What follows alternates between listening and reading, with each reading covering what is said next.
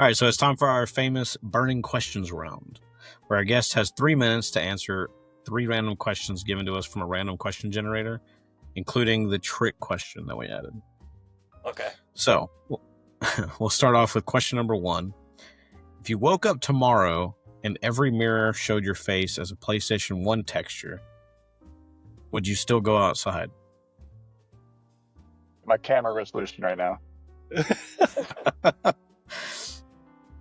Yeah, I would try to plan my outings around gaming events so I could pass it off as cosplay and win some sick awards. Thinking outside the box. Well played. Yeah. Those the Right. the 2D sprite costumes that people wear where they they have to be like horizontal to you or whatever, or parallel to you to make it work. That's what I would try to do.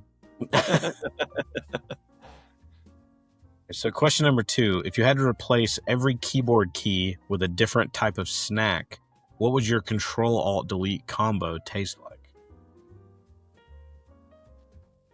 Man, the first thing that popped into my head was like gummy bears, because I think that would just be really satisfying to like push just.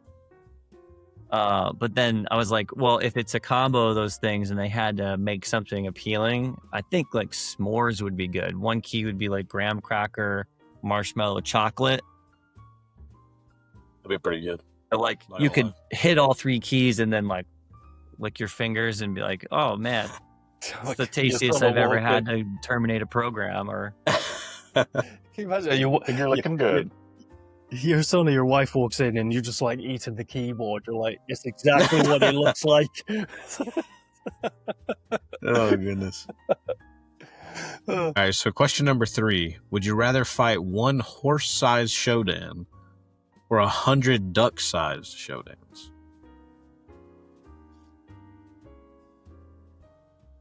That's a really good question. I mean, I think I'd probably want to do the duck one, because seeing them all in cyberspace, like would they have duck mannerisms? They'd be like cyber ducks that had AI consciousness. I guess. Go with the Yeah. I want to see where this goes. That's good. I think that'd be fun. It'd be a little more enjoyable, less threatening, I think, than one giant horse-sized. Well, if it was a horse Shodan, because she could take any A horse form Shodan. realistically. So let's say she did that. Yeah, no, I think the ducks would be fun. Yeah. Less of a challenge and maybe just more of an enjoyable experience seeing her as a duck. Just walking into a room and then there's 100 little TV screens instead of one big screen.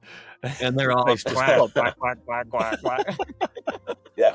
I hear you running down my halls. Oh, that's Excellent.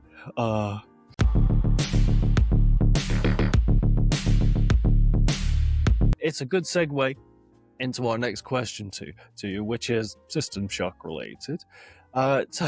So what part of the System Shock remake proved to be the biggest design challenge for you? Well, there was a lot. We had a lot of time. Not that we wanted necessarily to have that much time to work on the game. I think it took us between 7 and 8 years to develop it, from the prototype to, what we have now. Getting the game to the interface and all the controls to work on a console controller was extremely challenging. If you're familiar with the original System Shock, I mean, you need the entire keyboard plus your mouse in order to, really control everything. And kind of boiling all that down into a Xbox controller was a huge challenge. In terms of mechanics and the game world, I think translating the original maps into Unreal was a big challenge, because specifically a lot of the elements are 2D, so the doors are 2D. This is just one little example, But we were able to import all the level geometry into Unreal and like use it as a base for when we had like restarted the project for the third time. Like, let's just go off of this. Like, it's the original. We're remaking it. And one of the first things we started doing was creating the tiles for the walls and the doors, which are fully 3D. They're animated. They all have like this unique animation, and they're super cool. And we started plugging the doors in, and we're like, wait a minute, there's no space for them because the original doors are just a plane. So there's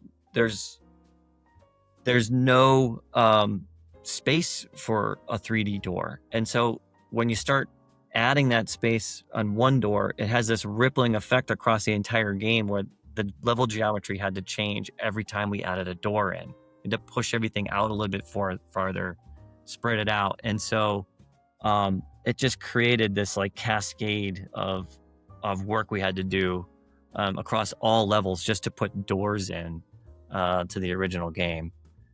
So that was challenging. Thankfully, I didn't have to do that, but I heard about it every day. I bet. From our level designer. So Yeah. Just mostly you're in too deep at that point, like everything was too finalized to like start from scratch or anything. You just had to kind of just keep pushing. Yeah, I mean, I think what they ended up doing is they just cut all the rooms up and then just kind of moved them a certain amount of units apart to give room for the door.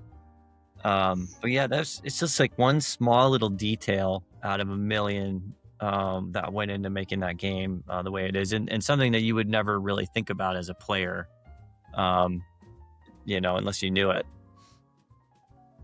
Yeah, I guess the level design kind of became like adjusting the System Shock 2 items around in the inventory and just like constant like.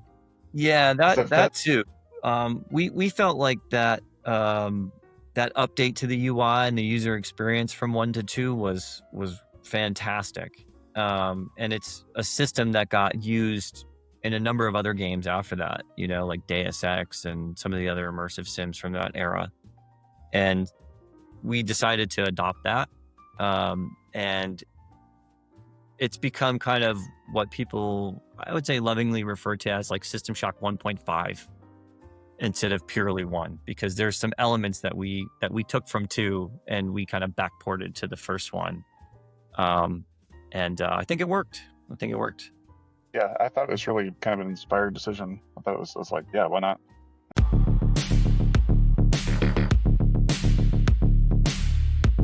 That actually brings me to a question I had about kind of like what remakes constitute, like what they should be. Because there's not really any rules, right? But there's always sort of the unwritten rule that you're trying, at least in a fan's mind, you're trying to one-to-one make that old thing feel as new as possible. Now, obviously, there's going to be sacrifices across the board in some small capacity, whether you want to or not. I was just curious. I don't know if you saw that hubbub about the Croquette video with the RE4 remake recently. That's ignited the interwebs, where people are, combating the original versus the remake. Mm-hmm. And I was just curious, at least in your personal experience, what do you think is sort of the goal or some of the unwritten rules of like what how does a remake justify its existence? To the fan, like especially if you can emulate, or even you can just go buy the old one. Yeah, I guess kind of like what responsibilities does it have, and what do you think the purpose and like the lasting value of a remake? Yeah, that's a great question. I feel like arbitrarily we should probably put in some kind of like time buffer. Like you should not remake a game that's less than like 5 years old, right? Or even maybe 10 years old, especially if you can still go buy like a physical copy and it plays on some piece of hardware that like exists. I use that example. I try not to name names, but yeah, when they announced the Last of Us remake, it was like, come on, really? Like, you guys still have all the code, all the assets. You've already remastered it. Like, what is the real purpose of this, other than to just, maybe make some extra cash? And I'm sure it's sold well. They can, and it looked great. I mean, it got worse too because they did the second one. There is a visual improvement. It's minuscule, but it is there. But if you look at something like the System Shock remake, I mean, we took a game that's 30 years old and we brought it up to modern standards. And we were able to inject a lot of creativity in it as well, because, how else are you going to do it? We're going from sprite-based enemies to fully 3D realized animated models. And I think that was the real test, was to see how the original fans would react, and then how people who had never played the game would react. And then we also had the benefit of talking and communicating with the original developers during the entire process, and utilizing some of their talents as well. So we kind of had that stamp of approval that we were always going for, that came from them. Like, is this the version of System Shock that people should play now, or is the original still kind of the de facto experience? So it was our first foray into remakes, where we didn't start with anything that was originally there. So all of our remasters, they either have the original source code, original art assets, or, to the best of our ability, reverse engineered object code that we use to run those games. And that's like kind of where we draw the line, or the difference between the two, which I think is important to define in this context. But, if I were to go and remake a game now, I would hope that it would be something that maybe not a lot of people have played or experienced before, or is locked several generations behind in like the tech tree of video game consoles and hardware. So, again, we had System Shock 1 running on modern PCs. We had got the source code to that and ported it to our Kex engine, but there was no way we were going to get that on console. So it was still locked to a platform, which I think is okay. But, what if it's a game? Say that again? I said, you do what you can. Yes. Yeah. If we were going to remake a game, one of the games that we own that comes to mind, I think that would be really cool, is there's a real-time strategy game called Metal Fatigue. And it just got lost in the shuffle of games. Not a lot of people played it, but the ones who did, they love it. And it's got some really cool mechanics that have never been done before or since. And that's one of those things where I think if we remade it and we introduced it to a new generation of players, it could have a lot of appeal. And not only that, but shine light on the work that had been done by these developers many years ago.